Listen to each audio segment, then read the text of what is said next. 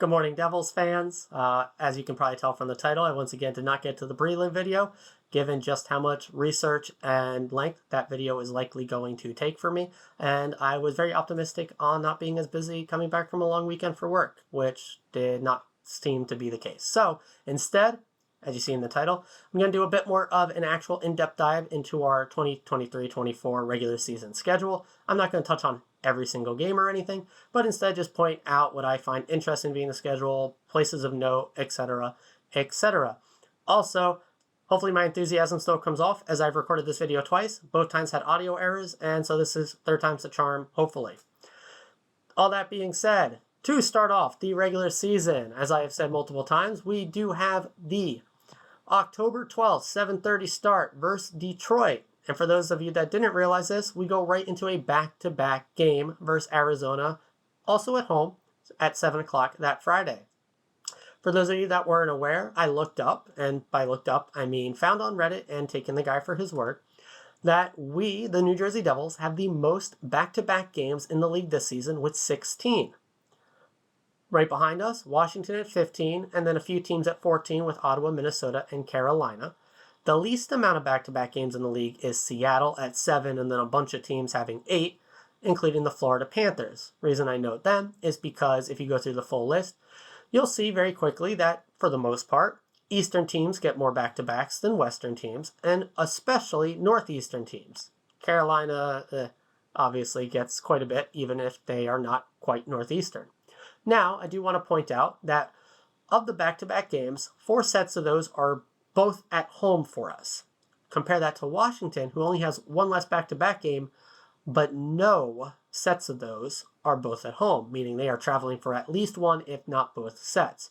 I know personally, I'll take the one extra back-to-back game to have 4 sets of those at home versus, one less and none. But still, we do technically have the most back-to-back games in the league. So going back to the schedule itself, after our back-to-back opening, we get a couple days off before Florida at home, a 3-day break, which is a recurring theme throughout the season, before away at the New York Islanders. We then get another 3-day break for another back-to-back, this time traveling out to Montreal before having to come back home in the middle of the week versus Washington. Then we get a little bit more of a normal schedule for a couple days where it's day off, game, 3 days off again before a double travel back-to-back, where Thursday we have a 8 o'clock game versus Minnesota before we travel to St. Louis for the very next night with another 8 o'clock game. Now, Minnesota and St. Louis aren't that far apart, and because of the 3-day break, we are likely going to travel in the day before that Wednesday for Minnesota. So thankfully, it's not a travel out, play a game that night, leave that night to travel in for the next morning to then play a team to then have to travel out again, likely the very next day, because we have an away game in Chicago 2 days later. But those games are definitely going to be a bit tough. We do a quick away to Montreal towards the end of October, but this is the first real travel of the season. So we'll see how that goes. We close out that away stint versus Colorado. Couple days off before we're back home versus Washington, and guess it, another 3 days off. We get a few games before, another 3 days off, and then we have the last weekend of November. Hey, another back-to-back. Columbus and Buffalo, both at home, so not too bad. Slight caveat to that one is Columbus is a 3 o'clock game into a 7 o'clock game that Saturday versus Buffalo. Now you might say, hey, that's pretty good. We get a longer break between games, which, potentially that is a boon. But also, it really throws off your sleep schedule as a professional player. They are pretty regimented in their naps and all of that. Now, obviously, you still play those 3 o'clock games, but you always hear about those 1 o'clock, 3 o'clock, those matinee games that they really throw you off on your routine compared to the evening games that you play a vast majority of the season. Throw on top of that, that's a back-to-back, just another little nuanced difference to playing those games, but they're both at home, so can't complain too much. We then close out the month and start the next one with another back-to-back with November 30th into December 1st. Away at Philly, home at San Jose. Again, not too bad as traveling. We are definitely and easily the best travel schedule team in the league as far as distance needing to travel for games. So it's pretty obvious why we get the most back-to-back games in the league, and that is a trend that probably will not stop going forward. We then finally get our Western road trip after, guess what? Another 3-day break. Starting off on a Tuesday in Vancouver, Thursday in Seattle, Saturday in Calgary with a back-to-back to Edmonton. So that is 3-day break, give it, after a back-to-back, where we then travel out to Vancouver, day break, travel to Seattle, day break, 4 o'clock Saturday game versus Calgary, and then a 4 o'clock Sunday game versus Edmonton. That's going to be a very telling part of the schedule, but I also would not put too much stock into those games. We'll see how the boys play, but that's a rough one. That is a rough travel schedule for sure. We get a couple days off before we're back home versus Boston, a couple days off for another back-to-back. Away in Columbus, at home versus Anaheim. We then get a nice stretch here. So as part of that, it is, again, away versus Columbus, home in Anaheim, day off, home Philly, day off, home Edmonton, day off, home Detroit, Christmas break, home versus Columbus. So I will say, even though they are playing, 5 and 8, they get 4 games at home, Christmas break, and then a game at home. So they get a nice stretch at home with at least friends and family for Christmas break. So that is nice. We get a day off after Columbus until, you guessed it, another back-to-back, both traveling, Ottawa and Boston. At least they're both 7 o'clock games. We again get 3-day break until we're away in Washington, day off, and then back-to-back, double home, Chicago and Vancouver to start out the first weekend in January. 4 days off this time. I think that's our extended break, which each team gets a 4-day break throughout the season. That's ours there. We then get our Atlantic travel, Tampa, Florida, Boston, Montreal back at home before that Friday, Saturday, third one of the month of January, away in Columbus, home versus Dallas. And then we get a few more games the next week.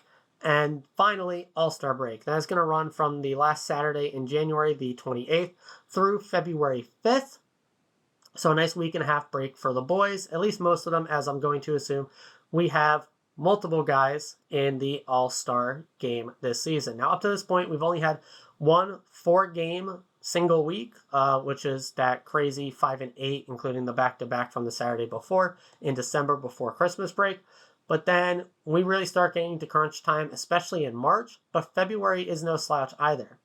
One thing I want to point out is, other than the very first Monday of the schedule where we play Florida back in October, we don't play a single Monday game again until mid-January. So that is 2.5 months off of no Monday games.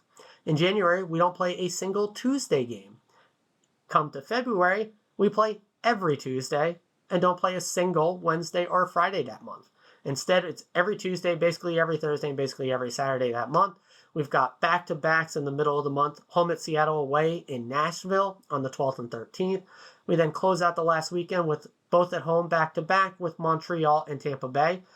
This is a 2 o'clock start that Saturday and then 1 o'clock start February. So a lot of matinee games this season, everyone, so keep that in mind. Then we get into the chunkiest month of March. Start off right on the first away in Anaheim and then LA. Before, with that LA game, it starts one of 2 4-game weeks with essentially playing a game every other day for the entire month, with 2 instances of getting 2-day breaks.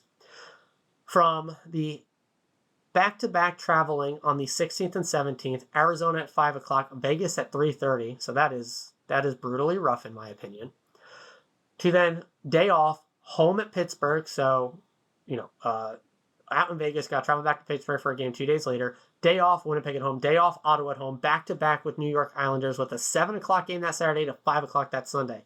So let me just recap real quick there for you. We've got, on a Saturday, 5 o'clock in Arizona, 3:30 the very next day in Vegas. Day off to travel to home for a Tuesday 7 o'clock game. Day off, home Winnipeg 7. Day off, home Ottawa at 7. To then 5 o'clock away at Islanders. Now again, traveling to New York's not too bad. 2 hours slightly earlier start time, but that is a 6-game and 9-day stretch. There is also a Dallas at 8 o'clock 2 days before that Arizona game, and then a Toronto at 7:30 2 days after that Islander game, which brings us up to 8 games in 13 days. Quite the stretch there. It's going to be a very important month of March for us, and then we close out that month with an away in Buffalo as well, until we finally get to the last month of the regular season, or half month at least, with April. So of course, we start off with a back-to-back, with Pittsburgh, away at the Rangers. No, not too bad. 2-day break before our last back-to-back of the season, that Saturday, Sunday. 7 o'clock away in Ottawa before home. 7 o'clock versus Nashville. We end the season there with a day off, and then home versus Toronto, day off, away in Toronto. So that home and home, I'm sure, is going to get a ton of media coverage, I'm going to assume, with where these teams will be battling out in the standings. Plus, it's Toronto. We then have a day off away in Philly, day off home versus the Islanders. And that ends our season. Of course, we play the first Monday of the season and the last Monday of the season. And those are 2 of 6 entire Monday games for the whole year.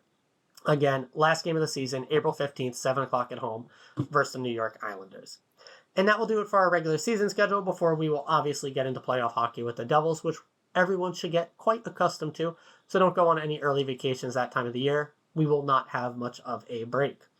So March and April are very chock full. We basically have a 4-game week, 3-game week, 4-game week, 3-game week, 3-game week, 4-game week. All boom, boom, boom, boom, boom, boom, boom, boom, boom. So it'll be very important. I'm actually okay with it. We have a very light start to the season, really. Lots of longer breaks, a very light January, and then just absolutely chock full end of the month between March and April. And given where our team's at, I'm fine with it. I'd rather go in hot and just be playing, and the boys just get into that routine of it than having just this weird multi-days off schedule, because once it gets in the playoffs, there is no breaks as we saw last year. And given how young and how our team plays, I don't think there's any need to worry about burnout or anything of the such. But for my 3rd time doing this, that is going to do it for the schedule. It's definitely an interesting and crazy one. I cannot wait to get into it. I know that back-to-back to start is going to be fun, but then 2 days off, game, 3 days off, game, 3 days off is going to be torturous for wanting to just get into a lot of games. But hey, I don't make the schedule. We don't have any say, is what it is. So again, that will do it for today. It's already hump day tomorrow. Let's get through this work week into another weekend. And then finally, we will be into a week with Devils hockey. I will see everyone tomorrow morning as always. And forever, let's go Devils.